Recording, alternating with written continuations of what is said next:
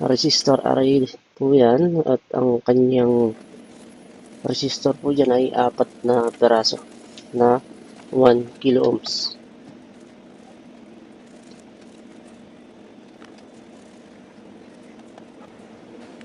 So ayan na, i-install ko na po. Madali lang po i-install to. Kailangan nyo lang ng microscopic camera. Kasi kung hindi po kayo gagamit ay hindi nyo ma-install ng maayos po yan kung wala kayong microscopic camera. Ang gamit ko po ay ordinaryong camera lang, yung handycam. Iba pa rin yung microscopic camera. At yung aking ginagamit na soldering iron dyan ay hindi akma talaga. Kasi yung soldering tip niya hindi na maganda. Pero at least naikabit pa rin natin ng maayos. So ayun, salamat po sa inyong panonood. Sana ay nagustuhan niyo ang video to. At kung ito po ay inyong nagustuhan,